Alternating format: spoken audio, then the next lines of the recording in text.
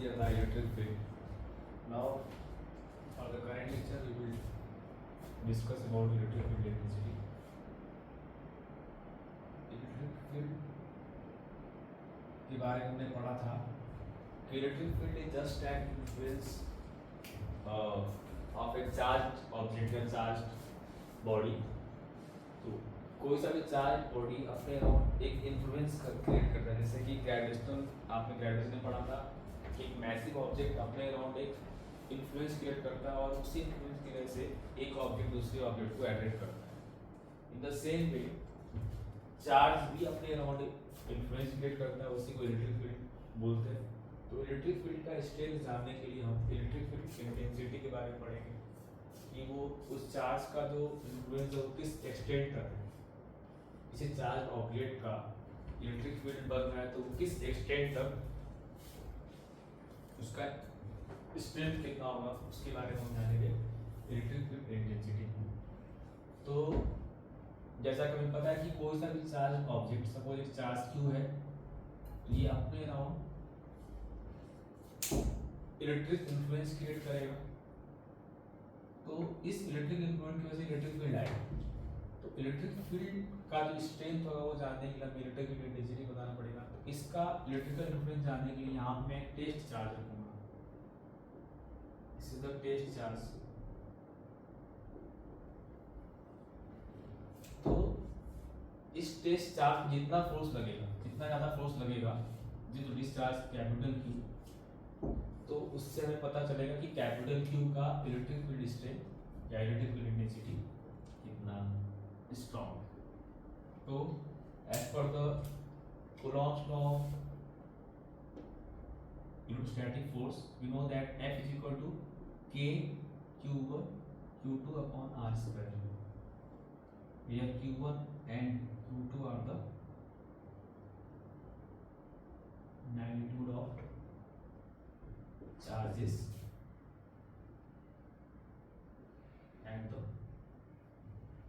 two charged bodies.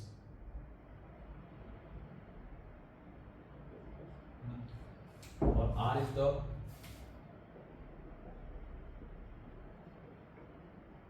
distance between two charges. This R is the center to center distance. This is the center to center distance. So as per the definition of electric field intensity,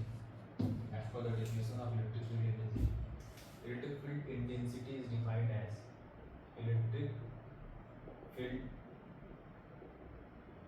intensity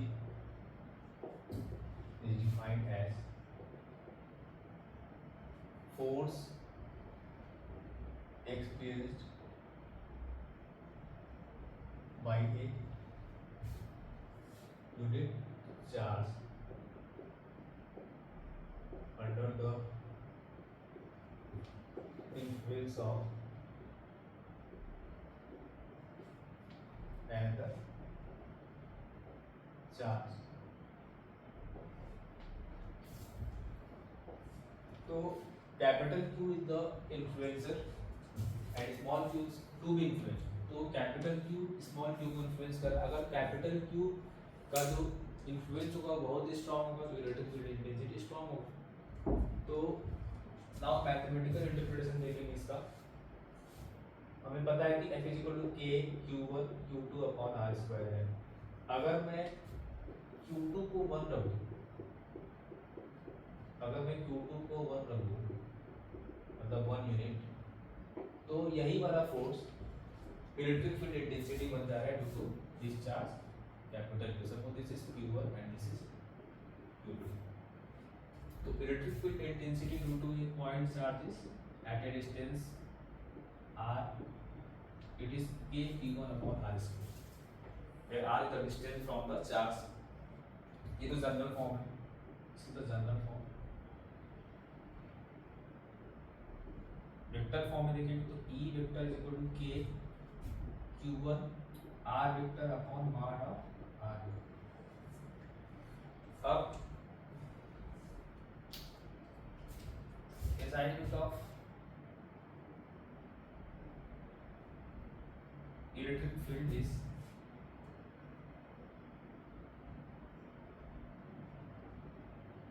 Newton per coulomb. Why? Because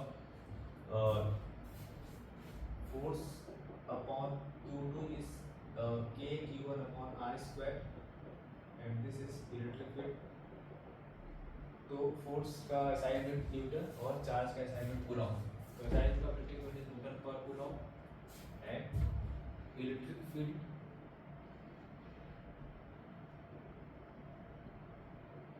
intensity is a vector quantity.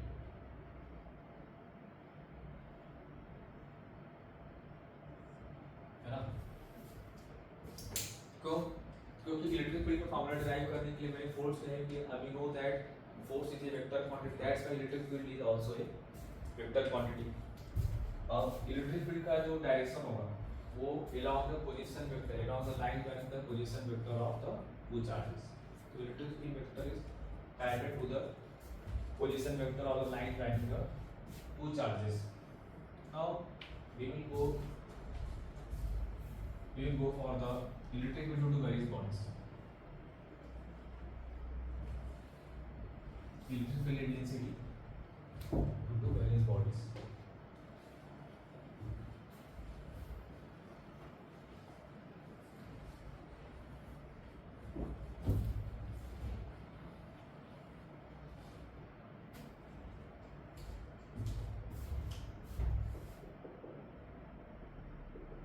Electric field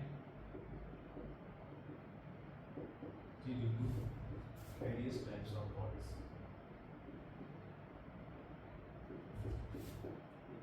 तो सबसे पहले देखते हैं ring का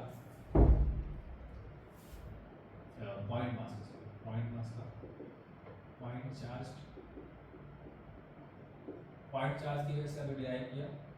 suppose charge Q है at distance r, distance at point p at distance r, the electric field distance is kq upon r square. जैसे जैसे r बढ़ेगा वैसे वैसे इलेक्ट्रिक फील्ड घटेगा. तो ग्राफ आएगा इसका E इज इक्वल टू, इसका ग्राफ आएगा E वर्सेस r का जो ग्राफ आएगा वो आएगा एंगल आएगा. Now next is ring.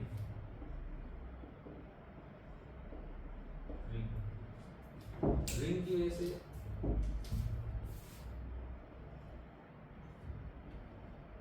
Ring का एक पॉइंट, रिंग के एक्सेल पॉइंट P पे अगर मुझे इलेक्ट्रिक फील्ड बताना, सपोज कि रिंग पे टोटल चार्ज है कैपिटल या कोई पे टोटल चार्ज है small p, suppose total charge है द रिंग इज q. तो रिंग के एक्सियल पॉइंट, मतलब ये रिंग है तो रिंग का एक्सियल पॉइंट, रिंग के एक्सियल लाइन अप्लाई करेगा. ये एक्सियल लाइन रिंग के सेंटर से पास हो रहा है. तो सपोज इस एक्सियल पॉइंट का distance from the centre is x and radius of the ring is r. तो अब ये रिंग बहुत सारे छोटे छोटे पॉइंट मास से मिलकर बना है. तो इस रिंग के लिए फॉर्मूला डिराइव करने के लिए हम पॉइंट मास के फॉर्मूले का एक लेंगे. तो यहाँ पे suppose elemental charges dq, elemental charges dq. तो electric field due to this point elemental charge is, suppose this is dE k dq upon r square. From this formula d is k dq upon r square.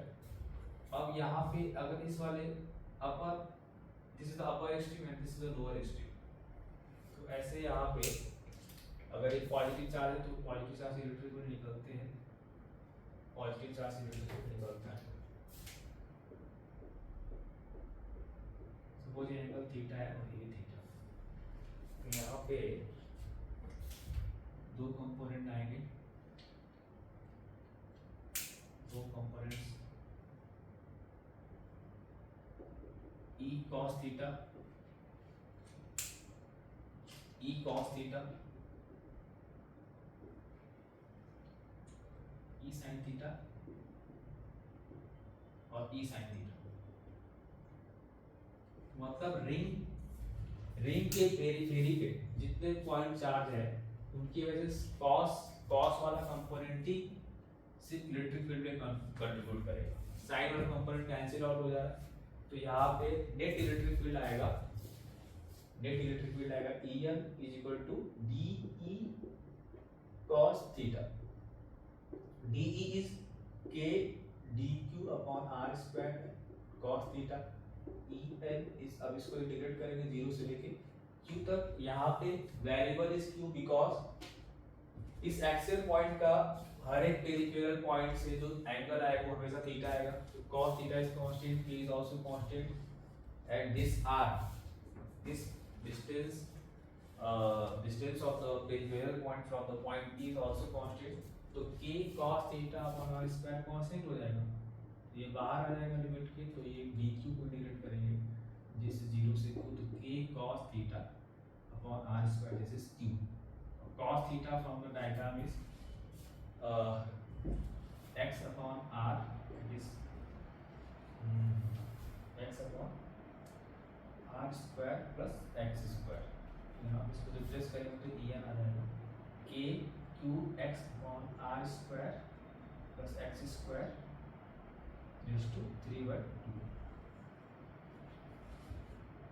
हम इसका special case लेंगे, special cases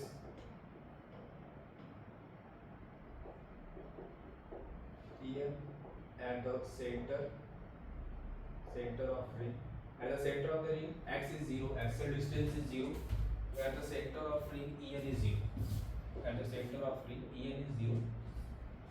अब जैसे जैसे हम x बढ़ाएंगे, जैसे जैसे यहाँ पे तो सेंटर में 0 आ गया, अब जैसे हम x को नॉन जीरो करेंगे, तो if suppose x is non zero, then is also non zero. फिर अगर x को मैं इंफिनिटी करूँगा तो EN is 0, EN is 0 है। तो यहाँ से ये टेंडेंसी देखिए पता लग रहा है, ये तीनों को अगर हम देखें, इसको इसको और इसको, तो पहले तो इलेक्ट्रिक फील्ड 0 है, फिर बढ़ रहा है, फिर घट रहा है। अब एक जो इंक्रीमेंट हो रहा है, इलेक्ट्रिक फील्ड इंक्रीमेंट जो हो रहा है वो बाइलिनियर है, तो इसीलिए यहाँ पे कर्व आ रहा है, 2 डिग्री कर्व आएगा। यहाँ पे भी इस साइड भी सिमेट्रिकल है, तो left side of the ring and right side of the ring दोनों साइड सिमेट्रिकल डिस्ट्रीब्यूशन है इलेक्ट्रिक फील्ड का। तो यहाँ पे मैक्सिमम एग्जिस्ट करेगा, यहाँ पे एक पॉइंट पे मैक्सिमम इलेक्ट्रिक फील्ड आएगा, यहाँ पे और यहाँ पे। तो E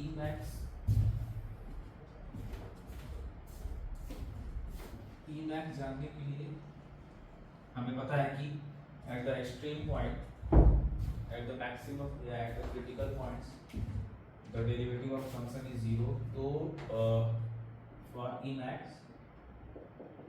max dE by dx will be equal to 0।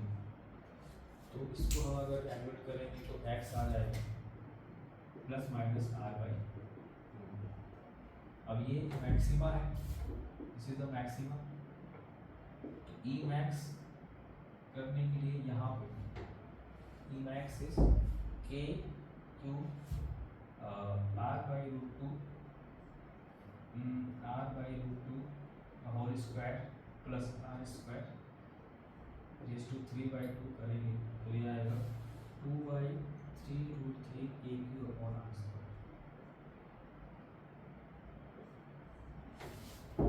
तो maximum electric field due to the ring is k 2/3√3 kq upon r square. इसका ग्राफ ये, इसका ग्राफ ऐसा बनेगा कुछ, इसका ग्राफ कुछ ऐसा बनेगा। Now next is electric field intensity due to the DC।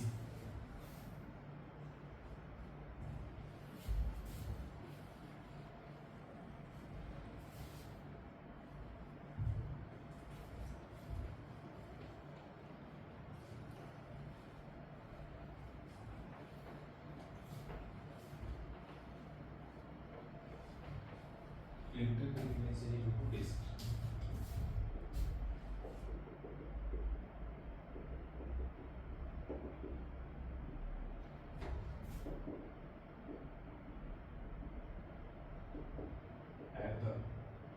Properties of charge disc. तो एक डिस्क है, ठीक है, डिस्क पे charge is uniformly distributed.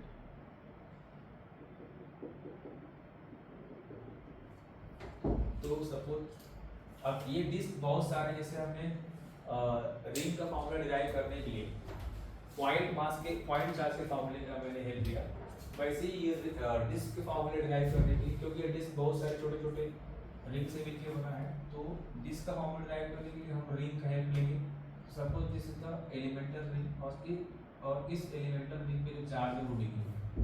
Elemental ring का थिकनेस सपोज dy और इसका radius is y, and thickness of this elemental ring is dy। Thickness of elemental ring is dy। तो अगर इस पॉइंट पे मुझे जनरल पॉइंट थीटा पे इस पॉइंट P में मुझे इलेक्ट्रिक फील्ड बताना है, तो we know that this is the surface feature. तो सरफेस फीचर के लिए सिग्मा डिफाइन होता है। Sigma is the surface charge density, and we know that sigma is charge per unit area या dq बाय dA। तो dq निकालने के लिए हमें dA निकालना पड़ेगा। तो ये जो छोटा सा रिंग बना है, इसको अगर ओपन करेंगे तो एक स्ट्रिप बनेगा, ये ब्लैक कलर का। इसको अगर हम यहाँ से कट करके इसको हम अगर ओपन करें, स्ट्रिप बनेगा, ये ब्लैक स्ट्रिप बनेगा। और इस ब्लैक स्ट्रिप का जो लेंथ आएगा, इसको जब हम ओपन करेंगे तो ब्लैक स्ट्रिप का जो लेंथ आएगा वो आएगा 2 pi y, because radius is y, 2 pi y, और इसका थिकनेस कितना है, dy है, dy। तो dA आ जाएगा 2 पाई y dy। तो dq आ जाएगा sigma into 2 pi y dy। तो charge elemental charge is sigma into 2 pi y dy, sigma into 2 pi y dy। तो इलेक्ट्रिक फील्ड इसका डिराइव करने के, क्योंकि बहुत सी छोटे छोटे रिंग से मिलकर बना है, तो E is equal to k dq axial distance, suppose axial distance of the point P is x, तो k dq x upon r square plus x square raised to 3 by 2, and that r is elemental ring का जो radius है वो y है, y square plus x square raised to 3 by 2, and dq is nothing but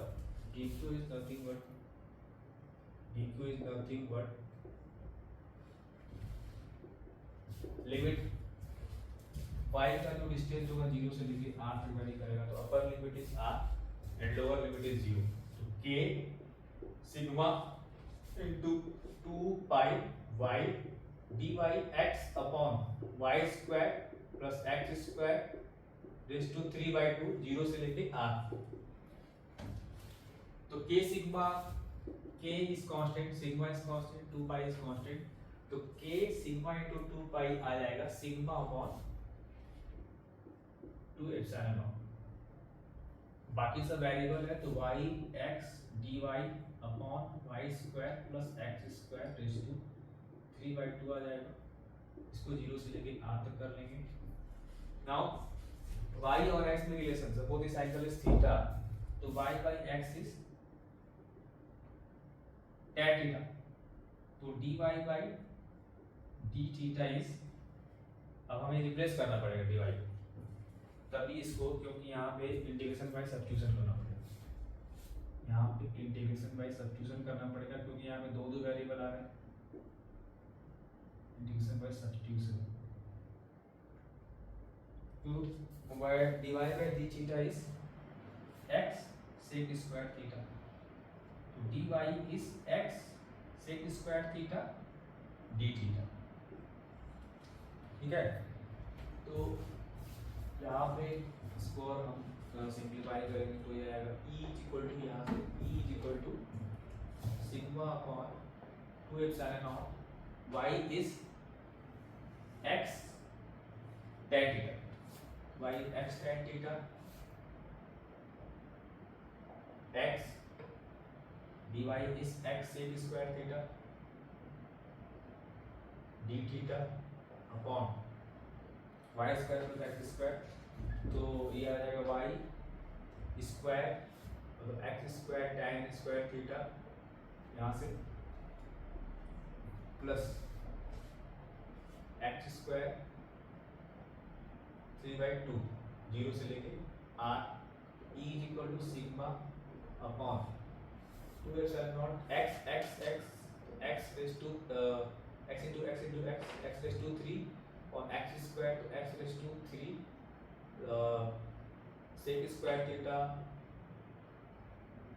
tan theta d theta upon sec q theta, तो ये आ रहा है E is equal to sigma upon 2 epsilon naught x cube से x cube cancel हो जाएगा, 0 से लेके r tan theta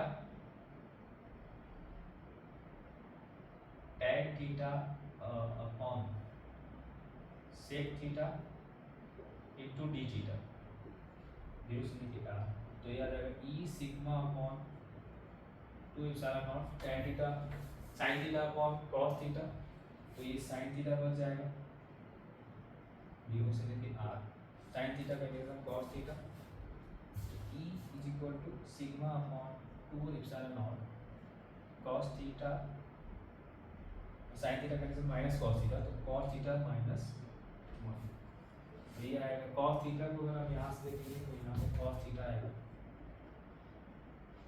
radius maximum limit is r, upper limit is r, तो cos theta is x upon r square plus x square, तो ये आ जाएगा आपका sigma upon 2 epsilon not 1 minus x upon r square plus x square.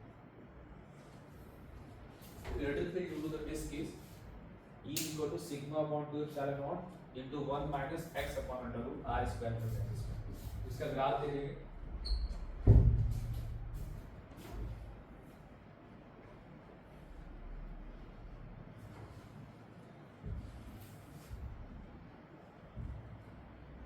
इसका graph